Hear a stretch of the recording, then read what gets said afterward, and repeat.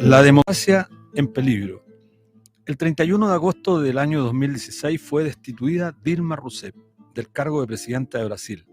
La reemplazó quien oficiaba de vicepresidente, Michel Temer, quien una vez asumido descargó una batería de ataques contra Dilma y contra el Partido de los Trabajadores que terminaron favoreciendo y pavimentando el camino para que triunfara Bolsonaro. En noviembre de 2019, a través de lo que muchos han calificado como un golpe cívico, político y social, caía Evo Morales en Bolivia. Hubo de enfrentar una seguidilla de movilizaciones que radicalizaron el escenario político al punto que el comandante de las Fuerzas Armadas le pidió que diera un paso al lado para desbloquear la crisis política. Fue reemplazada por Jeanine Áñez, quien hace poco fue condenada a 10 años de prisión por incumplimiento de deberes, por atentar con un golpe de Estado contra el propio Evo Morales. Ahora, el Pleno del Congreso de Perú destituyó a Pedro Castillo y la policía procedió a encarcelarlo. Fue reemplazado por la vicepresidenta Dina Boluarte, quien declaró que permanecería en el cargo hasta el año 2024. La reacción del pueblo no se hizo esperar. La consigna que se vayan todos, el cierre del Congreso y la convocatoria a una asamblea constituyente soberana ha ido creciendo en la misma medida que la situación política se radicaliza. Hasta lo que se sabe, 25 personas han perdido la vida y la represión contra el pueblo movilizado va en aumento. Los primeros mandatarios que reconocieron al gobierno de Boluarte fueron Lula y Boric. A diferencia de los gobiernos llamados progresistas de Manuel López Obrador en México, Gustavo Petro en Colombia y Luis Arce en Bolivia, que se resistieron a reconocer al gobierno de Boluarte, sumado a ellos el gobierno de Venezuela y Argentina, que también se han manifestado en la misma dirección. Pero ¿qué es lo que comienza a evidenciarse con esta crisis?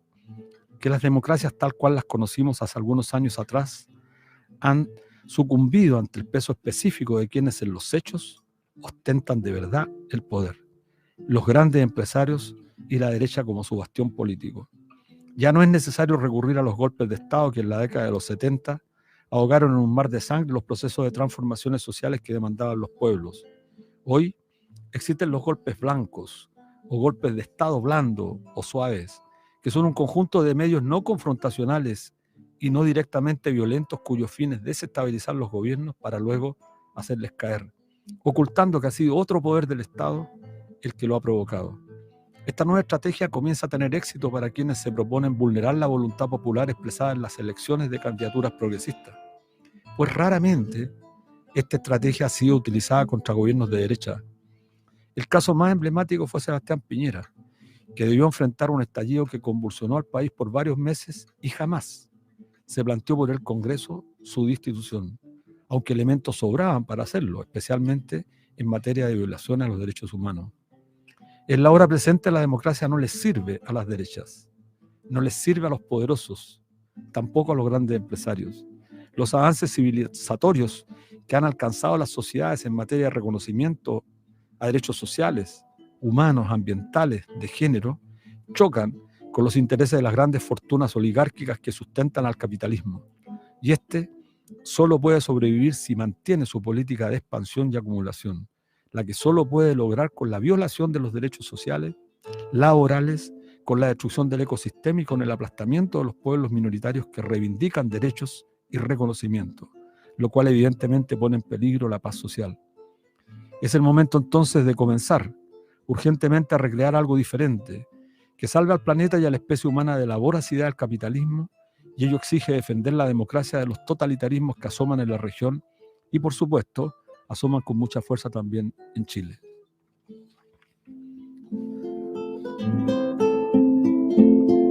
Hola, hola, estimados amigos, amigas, ¿cómo están? Como todos los días viernes en Radio Universidad de Chile, la radio que piensa en el 102.5 FM del dial y a través de nuestra señal online, canal Punto Social, y también por streaming a través de nuestro canal YouTube, Punto Social. Bajo la dirección, como todos los días viernes, de Ana Mugasáez, que está aquí a mi lado acompañándome. ¿Cómo estás, Ana? Bien, me quedé ahí pensando en tu editorial, en la columna que leíste recién, y que no, es un muy buen marco para la conversación que vamos a tener más tarde con dos invitados de de mucha expertise para hablar sobre estos temas, digamos, porque es la crisis que estamos viendo, la crisis política que estamos viendo a nivel nacional, pero también a nivel internacional, con lo que está sucediendo en Perú y en todos lados. Falta darle más vueltas, a cuáles son los caminos, porque ya vemos, digamos, vemos la tremenda desigualdad que existe en nuestro país, la tremenda desigualdad que existe en el mundo entero y que ha generado esta concentración absoluta del poder. ¿Ya? Y que esa concentración absoluta del poder económico en pocas manos ha concentrado también los medios de comunicación, todo está en tan pocas manos que controlan lo que se dice, lo que se hace hacia afuera. Entonces tenemos que ver cómo salimos de este círculo vicioso en que los que controlan están dominando en todo orden de cosas. Interesante, muy buena la columna para Bueno, volver a sí, leerla. sí, sí, porque bueno, lo que está pasando en Perú es una señal que debiera llamarnos a reflexionar, a pensar cómo es posible que los gobiernos electos democráticamente por los pueblos, curiosa y extrañamente también gobiernos de corte progresista, digámoslo, porque uno puede estar a favor o puede estar en contra del gobierno de Pedro Castillo, estar a favor o en contra de Evo Morales o de Dilma Rousseff. Lo central y lo fundamental es que aquellos que hacen gala de la defensa de la democracia, en nuestro país particularmente, guardan silencio frente a estos atentados. Piensa tú que cuando destituyeron a Dilma Rousseff, que después se supo que fue todo esto un fraude, Claro, la misma un encarcelamiento armado. el encarcelamiento de Lula. Bueno, acá lo cuestionaron fuertemente los mismos que hoy día se arrogan, se ufanan de ser democráticos. ¿Y por qué creo que es relevante colocar este tema en el centro del debate? Porque en Chile no ocurre eso. Y en Chile no ocurre eso porque, como bien han dicho varios historiadores, en Chile existe una unidad, la misma que caricaturizaba Nicanor Parra, esta suerte de alianza entre la izquierda y la derecha para salvar el poder. Los 200 años de historia republicana, comillas, republicana, en nuestro país muestra eso. Siempre se han unido para salvar el poder. A diferencia de otros países, la otra vez hasta hace poco se hablaba de tantos presidentes que han estado en la cárcel. En Chile es larga la historia que muestra que acá la oligarquía tiene un peso específico, ¿no? Sí. Y por lo tanto este tema de cuestionar a los gobiernos a través de los golpes blancos, golpes blandos, es una estrategia que justamente responde y se corresponde con los intereses estadounidenses, porque esta estrategia Claro. nació allá. Claro. Lo trágico es que siempre los que pagan son las trabajadoras, la gente, el pueblo Sí. pobre, el que termina, digamos, movilizándose, instalando gente y a la vez recibiendo toda la represión, ¿no? O sea, ya van 26 muertos, que de ellos en Perú. Sí. Esa es la última cifra que puede que Eso es lo que se sabe formalmente. eso es lo que sabemos, digamos, hasta el momento, y lo que es dramático, porque no es la represión no se frena en estos momentos. No, lo más grande, lo más grave de todo esto es que son los congresos los que están echando a los gobiernos. Y los congresos corruptos. Desprestigiado totalmente. Absolutamente. El Congreso brasilero, esa mayoría que se logró en Bolivia, pero en Perú sobre todo, bueno, y en Chile. Congresos absolutamente deslegitimados, desacreditados, con grados, yo diría, enormes de corrupción, pero además de una característica que también cobra importancia en la hora presente: impunidad.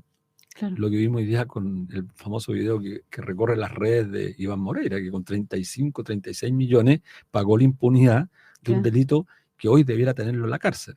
Bueno, y se pavonea como un adalid defensor de la democracia en todos lados, y es el personaje con tejado de vidrio, pero absoluto. No, ese es el problema de que en nuestro Congreso está plagado de ejemplos como esos, sobre todo, digamos, ahora hasta con personajes raros, digamos, el Pancho Malo que se anda paseando, los republicanos. No, es una cosa muy rara. Devela la corrupción, la corrupción que, de paso, insisto, golpea también a los municipios Y el caso que ha Así es. notado, que tiene Torrealba, notoriedad, claro. el famoso tronco Torrealba, que era uno de los políticos más importantes, más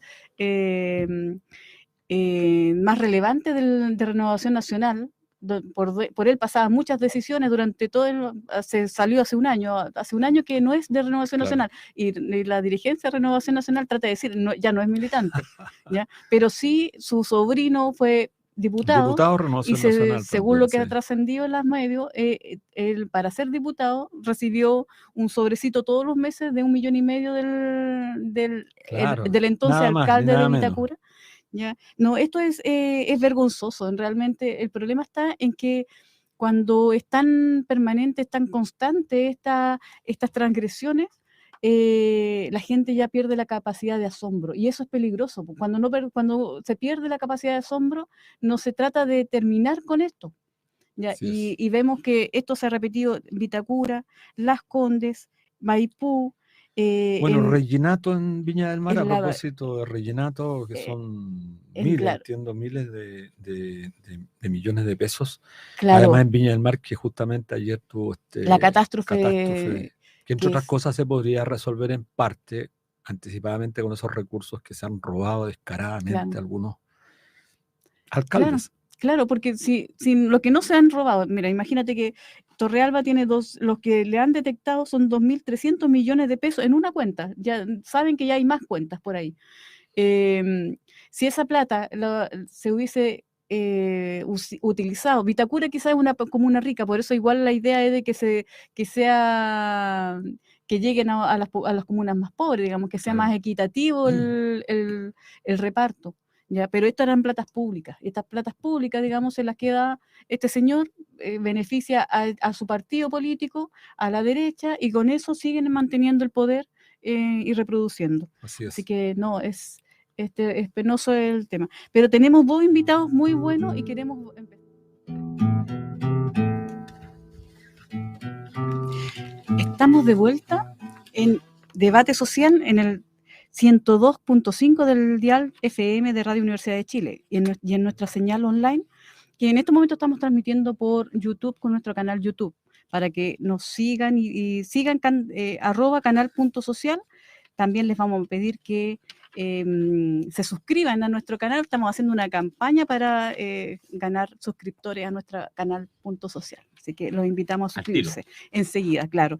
Estamos, vamos a pasar a presentar a nuestros invitados para entrar con una interesante conversación. Están sucediendo muchas cosas en este país en este momento, incluso, o mejor dicho, no están sucediendo nada de lo que esperábamos que sucediera cuando comenzamos este año. Ese es mejor, porque partimos el 2022 con mucha expectativa y lo estamos terminando de una manera bastante distinta de cómo empezamos.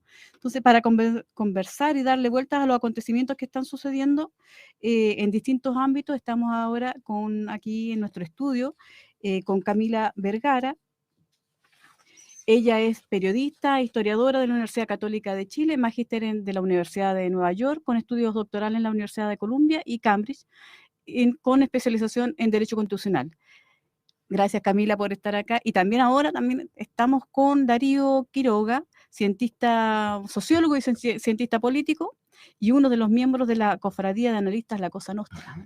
Así que, Cofradía, me gustó. Sí, ahí tiene muchos seguidores la Cosa Nostra. Así que un gusto verlos. Sí, bienvenido. Bueno, llevamos un par de semanas, como decía Ana, algunos días del famoso anunciado del Acuerdo Constitucional de Chile. Y se ha concretado su armado en el Congreso, manteniendo los ejes fundamentales de lo que algunos reclamaron con mucha fuerza durante el estallido y posteriormente bajo el periodo de la convención. La comisión de expertos, la de validación y los 50 constitucionales electos va a ser el debate en estos quizás próximos meses, pero en menos de una semana va a designarse quiénes son los de la comisión experta, es decir, estamos entre fiestas, lo que parece un despropósito. Entonces, queremos partir conociendo la opinión de dos destacados cientistas sociales. Los voy a presentar así. Bueno, ya Ana los presentó a cada uno de dos cientistas sociales, que es relevante. Y además que los dos, para nuestros auditores Radio Universidad de Chile, los dos se caracterizan además por ser personas con un pensamiento bien independiente, autónomo y crítico, y creo que eso es lo relevante, que creo que tenemos que empezar a reivindicar en nuestro país la independencia de los cientistas sociales, pero particularmente esta práctica de la crítica, no verla como negativo ni como positivo. La crítica forma parte además del desarrollo cognitivo, del proceso de construcción de conocimiento. Creo que es uno de los pilares, que muchas veces acá se aplasta, porque se quieren a todos transmitiendo el mismo lenguaje. Partamos, Camila, ¿qué te parece? ¿Qué les parece el acuerdo ¿Qué me parece el acuerdo alcanzado? por Chile? El acuerdo Mira, alcanzado. en la corta me parece nefasto.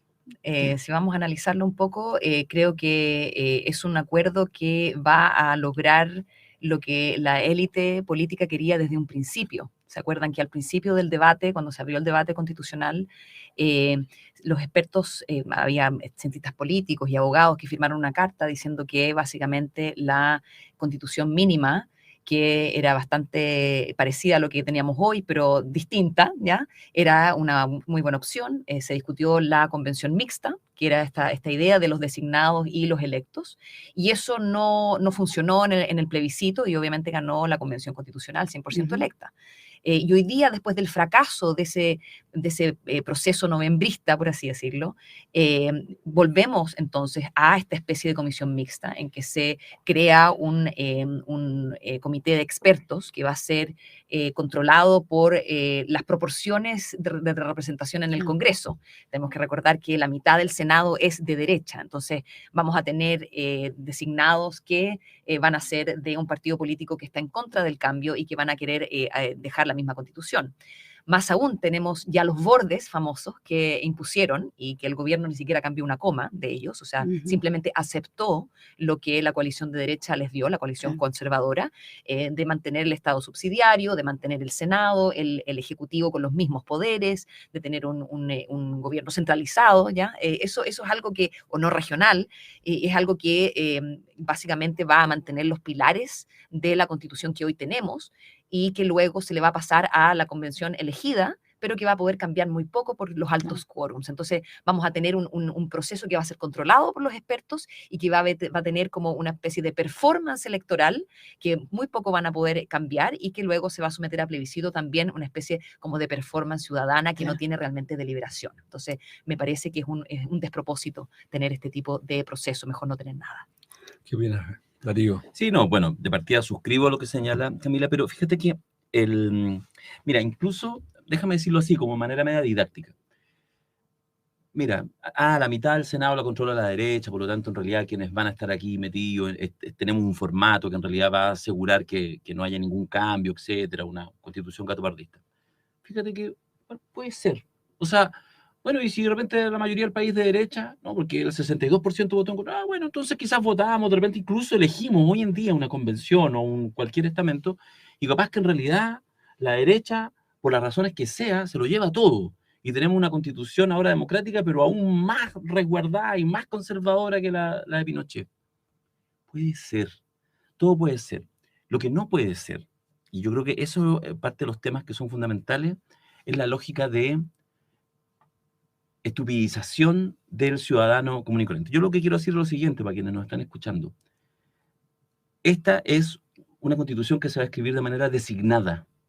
Es decir, aquí lo que hay es una payasada, claro, que es la elección, que ya uno podría cuestionar una elección espejo de la del Senado, es decir, los 50 que se eligen en abril para que se integren en mayo, ¿cierto?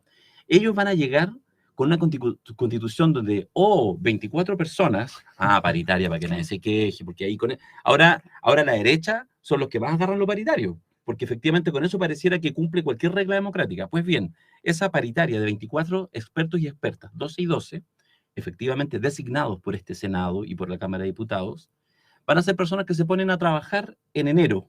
Ya están trabajando, 24 personas encerraditas. Y recién, pero ¿cómo? ¿Y la elección no es en abril? Sí, elegimos en abril 50, eso sí, bien democráticos y todo, y entonces en mayo se integran. Entonces agrandamos la sala, hemos trabajado 24 expertos y expertas designados, que no los elige, que no le deben nada a la ciudadanía, porque la razón por la que están ahí es que son expertos. Me eligieron 4 senadores y una senadora, no sé qué, y se van a instalar, van a trabajar, avanzar rapidito, imagínate, o sea, súper bien.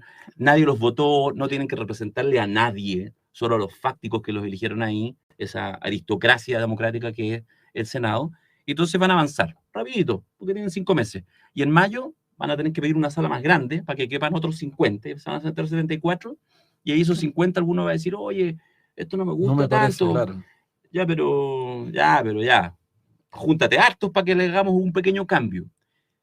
Lo que quiero ser Sí. súper claro, la gente, los que están más informados lo saben, pero eso es que yo creo que hay que trabajarlo, es decirle a la gente, aquí no va a haber un organismo democráticamente elegido que escriba la Constitución. Van a haber 24 expertos, a los cuales pues se van a dosar otros 50 para hacer solamente una faramalla, una charada, una pantomima, de que aquí hay realmente un trabajo democrático. Y eso, de las muchas cosas graves, hay varias, Camila decía, pero yo creo que eso es algo que hay que poner especial foco, porque eso es, desde mi perspectiva, impresentable. Bueno, estamos Así es. totalmente de acuerdo, Ujú. ¿no es cierto?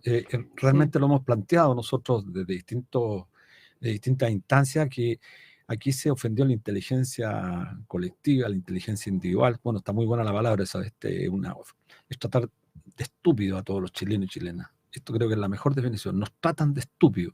Y nos trata de estúpido una institución que está absolutamente deslegitimada, con sujetos corruptos, como el caso del senador Moreira. No un acuerdo perfecto, nos dicen los oficialistas. Nos dicen, es que no se puede más porque el día 4 de septiembre se perdió. Y es lo que podemos hacer, no podemos hacer nada más. Entonces, quería preguntarle lo siguiente. ¿La derrota del 4 de septiembre está sirviéndole como comodín al Frente Amplio, al Partido Comunista?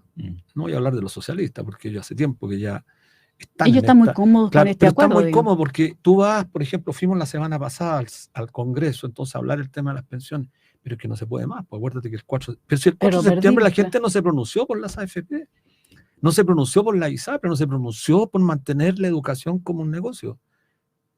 Pero todo te responde, no, porque el 4 de septiembre perdimos. Entonces les sirve mucho más, Claro. más que a la derecha le está sirviendo hoy día al Pero oficialismo. hay gente que está muy de acuerdo. Paulsen, por ejemplo, en uno del podcast que escuché ayer.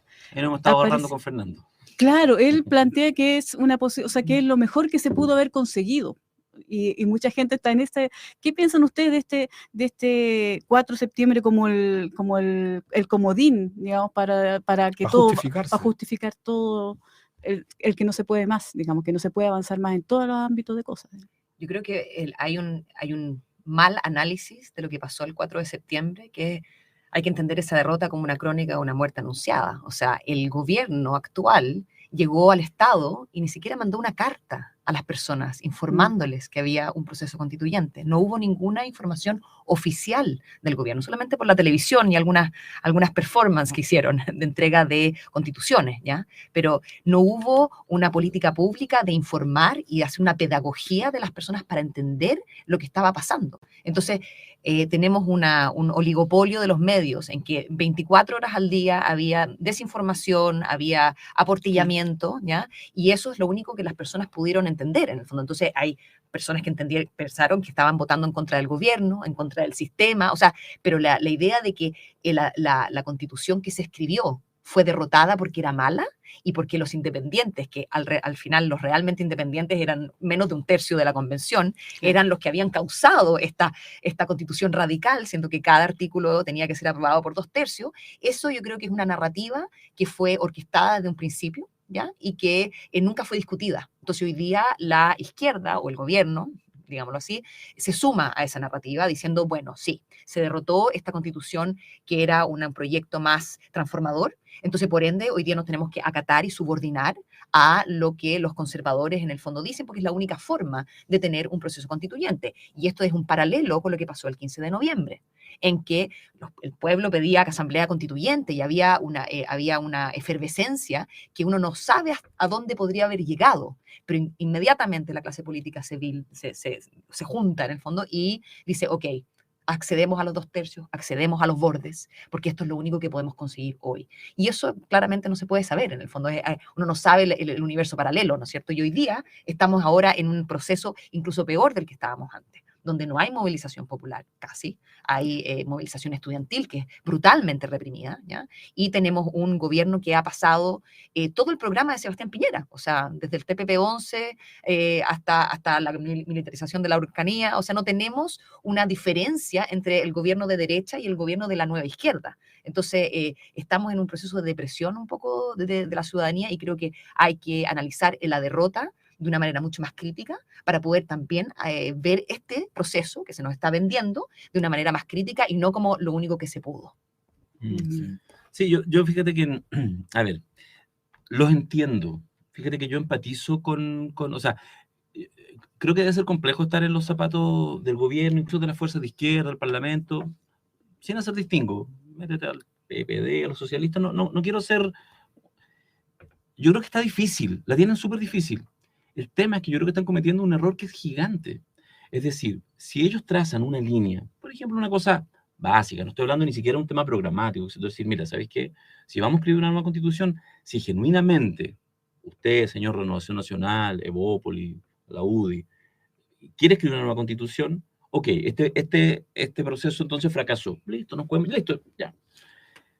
Pero no podemos aceptar que no sea escrito 100% por personas electas para la ocasión. No, tiene que haber un poder constituyente, ¿ya? Y no es este Parlamento, y lo sabemos. Tanto en su origen de legitimidad, no legal, porque la legalidad para cualquier cosa, en su origen de legitimidad, como además incluso en una cosa práctica que tiene que ver así, bueno, con el nivel de prestigio que está este Parlamento, etc. Entonces, cometen un error, porque están en su angustia de decir, bueno, pero es que no podemos, yo me imagino las conversaciones en La Moneda, en otros espacios. Ya, pero es que tenemos que, efectivamente, ¿era esto o nada? Estoy de acuerdo si la derecha tenía que hacer por el mango, pero ¿cómo tú no tienes la claridad? No de decir nada, de decir hasta aquí.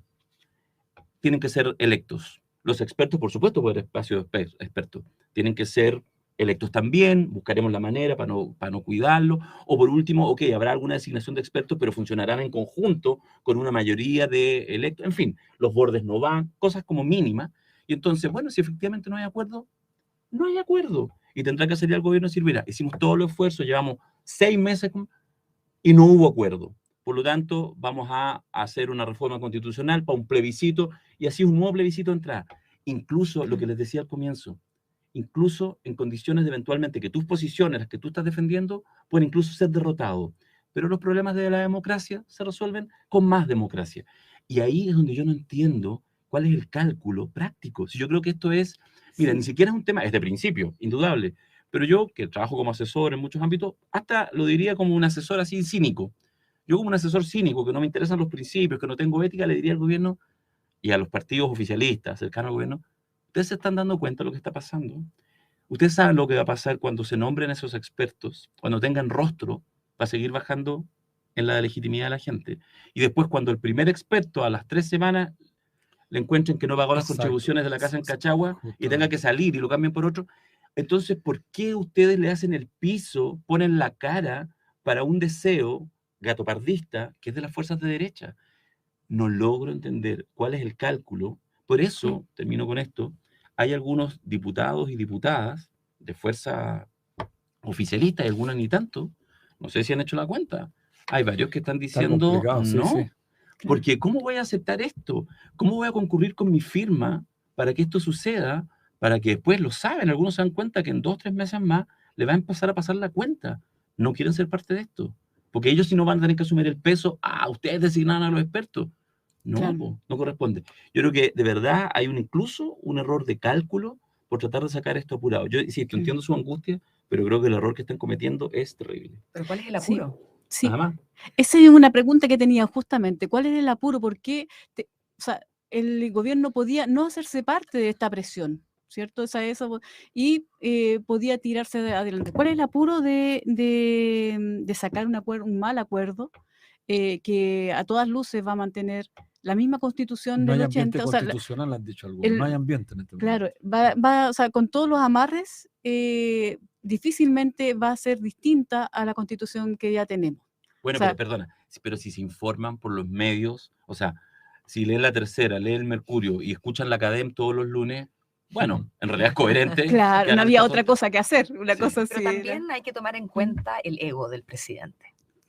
Yo creo hay que, características personales que influyen. Sí, las personas que conocen al presidente Gabriel Boric saben que es una persona que siempre ha querido estar, tener una prominencia, y yo creo que dentro de la idea de pasar a la historia, como en vez de Lagos firmar la nueva constitución, ¿ya?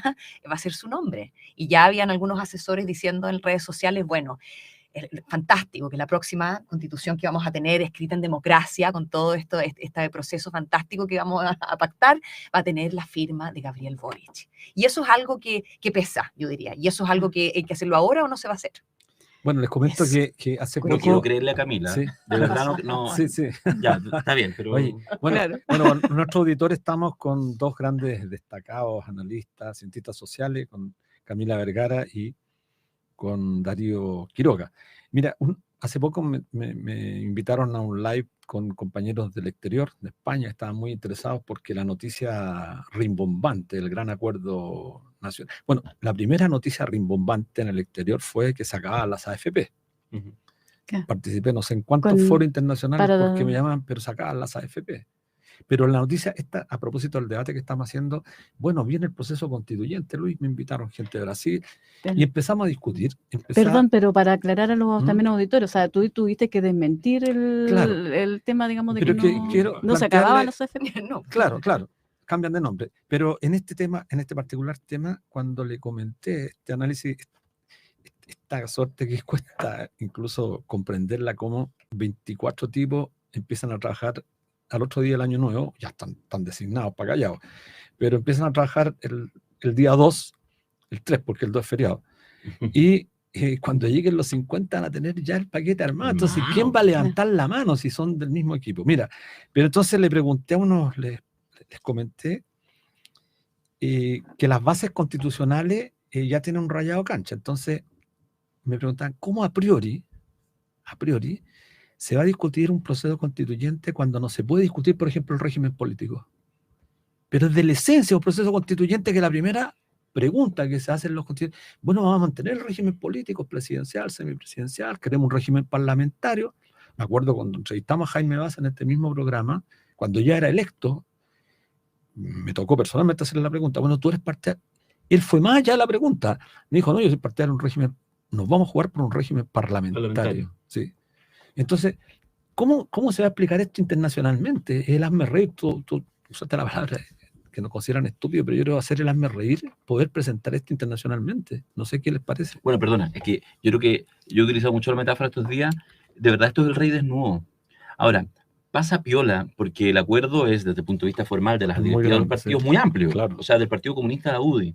Y vuelvo a insistir, de verdad, hay un nivel en que yo empatizo, lo digo sin ninguna soma de ironía. Yo creo que está complicado y lo entiendo.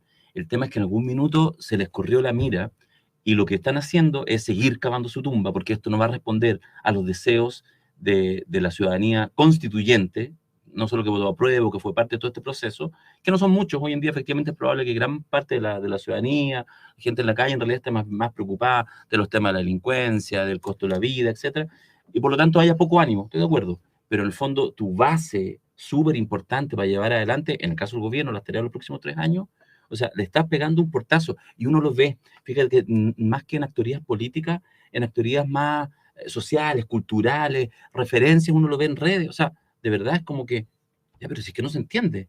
Entonces, yo creo que eso es el tema fundamentalmente, esta idea del rey desnudo, es decir, esta idea de vamos a hacer el hazme reír, pero por ahora se van a poner de acuerdo para que todo avance y de repente cuando ya sea tarde, te vas a dar cuenta que lo único que van a hacer es, van a agarrar la constitución de ahora, van a hacer 3 cambios cosméticos, van a cambiar la portada, van a dejar básicamente el mismo ánimo, porque estás construyendo una constitución en el peor momento en que estás más en el repliegue. Eso es una cosa básica de fuerza política, la entiende cualquiera. Entonces, en este minuto, ¿a son de qué? Como dice el meme, le estáis poniendo base para que la derecha haga una constitución a su pinta y más encima ahora legitimada democráticamente. Renueven los votos de la Constitución del 80. Renueven los votos de la Constitución del 80. Sí, ese porque finalmente... La blanqueas. Claro, finalmente la Constitución del 80 surgió para instalar un sistema político y económico.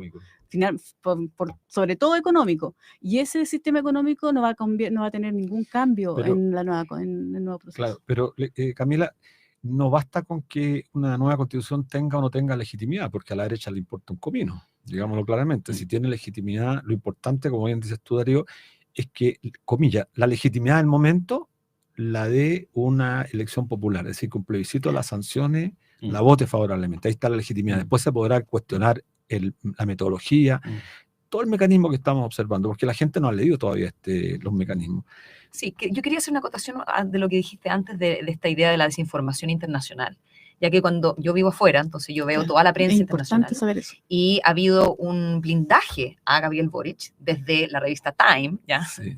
Hitler estuvo en la revista Time también, o sea, es una revista que daba todo, muy ¿ya? amplio, Muy muy amplio. amplio. Entonces, cuando tú ves que los medios hegemónicos internacionales, ¿ya? Washington Post, el Financial Times, ¿ya? The Economist, Claro. todos en el fondo dicen, este es el nuevo Mesías de la izquierda responsable, ¿ya? Y básicamente están todas las portadas, y de una manera que es una cosa identitaria, ya, con los tatuajes, el joven líder y toda una épica, ¿ya? No ha habido ninguna crítica, y se vende para afuera que este es el proceso más democrático y revolucionario que existe, pero como uno lo sabe, no es cierto, y eso es algo que la prensa internacional realmente hay una disonancia, ¿ya? Y hoy día la gente realmente no entiende lo que pasó cuando se ganó el rechazo. La gente realmente no entendía lo que pasaba, porque se vendió esto como que Boric era el líder del proceso. Yo tenía que explicarle que no, que de hecho el gobierno tomó palco, que no invirtieron absolutamente nada, que no hicieron ninguna campaña informática de ningún tipo, que realmente se quedaron en la casa y dejaron que toda la desinformación sucediera, ¿ya? Eso por un lado. Además, instalaron la posibilidad del rechazo antes de la votación. Que eso es una falta de respeto al pueblo. O sea, uno está votando por algo que ya está editado. Entonces, ¿por qué no votamos por el final mejor? ¿Ya? En vez de estar con un texto que no sabemos qué va a ser. O sea, eso claramente llegó a minar en el fondo la legitimidad. Por el otro lado, tenemos que, yo creo lo más importante, lo que Darío decía de las bases, es que lo que la gente quería eran derechos sociales. Las pensiones, la educación, la salud. Y uno de los bordes es el que determina que va a ser un Estado subsidiario con el principio de la responsabilidad fiscal. Entonces aquí los derechos en la medida de lo posible, lo cual no son derechos. Entonces eso hay que tenerlo claro. Y eso no lo va a poder cambiar la convención electa, porque esos son bordes predeterminados como fueron los 2 tercios. Los 2 tercios no se plebiscitaron. Y eso fue en el Congreso. Y eso de nuevo va a estar en unos bordes que son inamovibles. Y eso es peligrosísimo. Y luego tenemos la tercera cosa, que si esto se logra y hay cero legitimidad, da lo mismo, van a llegar con una constitución recauchada, blanqueada, y luego en el fondo van a obligar a todo el mundo a votar. Y va a pasar exactamente lo mismo, pero al revés. Los medios van a estar transmitiendo 24 horas lo fantástica que es esta constitución, porque hay un acuerdo desde la UDI al Partido Comunista. Esto ya nos debiera dar un resquemor, ya, de que hay tanta coincidencia. Aquí quiero traer a mi gran amigo Gabriel Salazar, que fue uno de los primeros que dijo que en este momento la élite política se junta, ¿ya? Entonces vamos a tener una propaganda al revés. Y eso puede ser que se llegue a aprobar, uno nunca sabe. Y ahí se quita el horizonte de lucha. Porque ya no sigue alegando, si ya tiene una constitución democrática. El presidente Boric la firmó. Entonces no es Pinochet, no es lo mismo, no es lo anterior.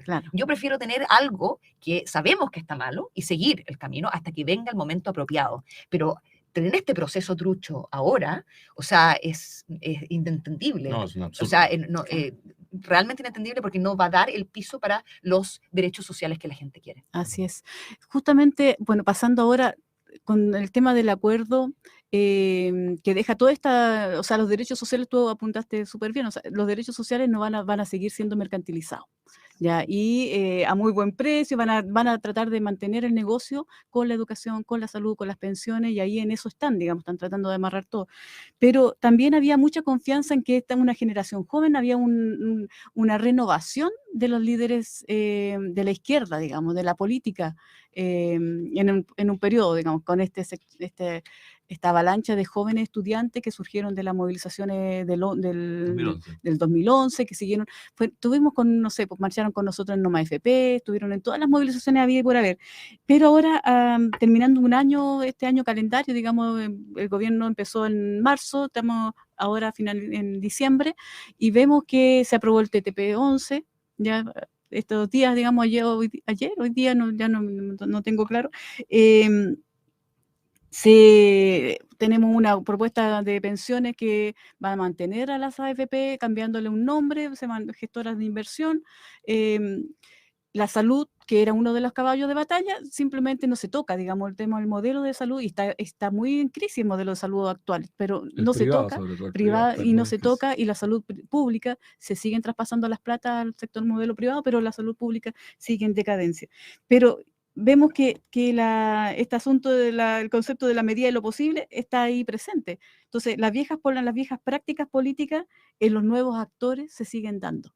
Entonces, ¿cómo ven ustedes? ¿Cómo hay renovación? ¿Es posible una renovación? Porque finalmente se habla de izquierda, pero ¿dónde está la izquierda? ¿Puedo complementar eso, Anita? Mira, me parece, este es un tema central que lo hemos estado de alguna manera confrontando en Buscando otras dónde, partes. claro. ¿Existe la izquierda en Chile? Hace poco participamos en un foro en Valparaíso con algunos diputados. Y dije, el problema es que no tenemos izquierda en Chile. Los diputados que militan en partido de izquierda dicen, no, a ver, con mucho cuidado, existe la izquierda, yo soy de izquierda. Pero en el sentido político, mirado desde la historia, o sea, la izquierda supone que aquellos que se reclaman de esa posición tienen además una propuesta, aunque sea mínima, de transformación social, de transformación política. Bueno, en Chile hace muchos años que no escuchamos nunca más la palabra socialismo, en este país está vedada hace muchos años. De hecho, la izquierda no usa mucho la palabra trabajadores. Piensen ustedes, tú no escuchas los discursos esta palabra porque les genera problemas, mucho menos asalariados, cosas por el estilo. Entonces, quería preguntarle eso a propósito de complementar la pregunta de Ana. ¿En qué escenario estamos? ¿Cuál es la perspectiva? Porque sería trágico también pensar en que no tenemos posibilidades. No sé si quieres partir tú, Camila. Sí, mira, yo quería hacer, de hecho, contestando las dos preguntas, yo he estado, una de las comparaciones que yo he hecho de Gabriel Boric en mis escritos internacionales ha sido compararlo con Obama, ya que también se dio una renovación en Estados Unidos con el Partido Demócrata, que es el partido supuestamente más de izquierda que hay, no hay izquierda ahí, pero realmente, y estaba en decadencia porque estaba corporatizado. Y viene Barack Obama, que es el primer presidente negro, ¿ya? Que era joven, también líder, y él viene con el lema de la esperanza, Hope. Y él era pura performance, y él era un excelente orador, era el rey del meme, ya, el rey de toda la performance, y realmente movió a todos los jóvenes a registrarse en el partido y a votar, ¿ya? Y ganó soplado, ¿ya? Y el problema fue de que cuando llegó al poder inmediatamente se dio vuelta la chaqueta en el sentido de que la transformación fue siempre a la medida de lo posible, que para él significaba traer una alianza política, traer a los republicanos, que eran los conservadores, a apoyar su agenda, y una de esas era el seguro de salud. Él quería ser un FONASA, ya es solamente privado, solamente existe lo público para los extremadamente pobres y para los viejos, ¿ya? Pero toda la población tiene que comprar obligatoriamente un seguro de salud o estar fuera. Y había más de 40 millones de norteamericanos sin seguro de salud. Entonces lo que hizo él, parte de la campaña era, todos tienen que tienen que dar dinero en el fondo al fondo, como universal, pero va a ser un fondo público.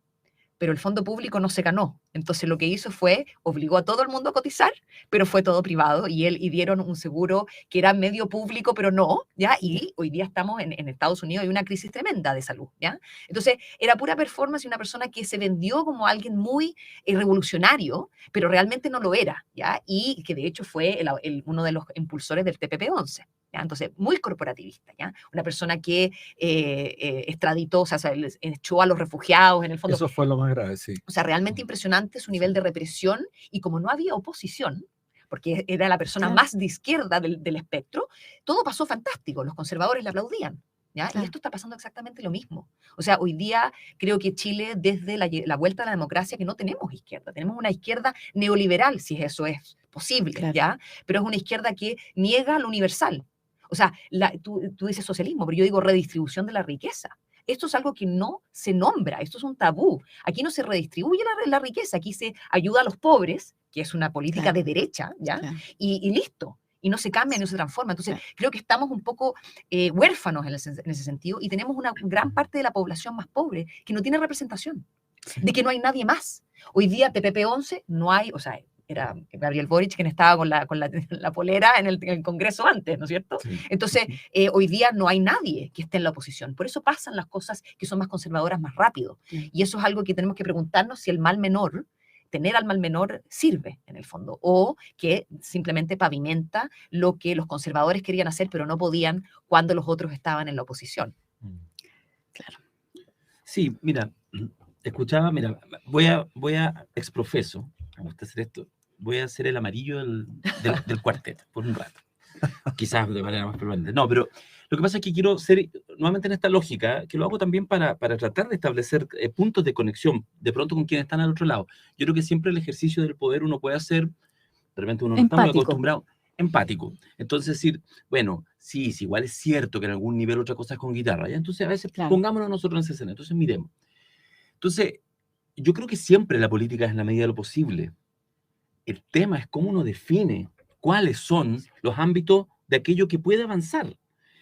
Y yo siento que ahí se empieza a replicar, por desgracia, se repite un poco la historia a 30 años en que muy rápidamente tú achicas tu horizonte de posibilidad. Ese es el tema. Porque si hubo un pecado, Claro. probablemente de la concertación y de los sectores populares o más de izquierda en el inicio de la concertación y también los que estaban por fuera, pero que participaban más del sistema político del año 90 en adelante, es que, ok, había razones para tener múltiples cuidados, pero de verdad uno mira a distancia y tuvo que pasar casi 10 años, Lucho, para que aparecieran los autoflagelantes, que fue por ahí por el año 98, 8 años después, las primeras 97, 98, ciertas crisis internas para decir, señales, sí. oye, no se nos habrá pasado la mano. Sí, las primeras Porque claro, señales, sí. una cosa es que, ok, iba a seguir Pinochet, pero de verdad tuvimos que hacer desaparecer, ser cómplices de que desapareciera toda la prensa alternativa, entregarle en bandeja para que fuera el Mercurio en ese tiempo, la Tercera Hora, quien dictara nuestras pautas, o sea, todo aquello no lo vamos a repetir.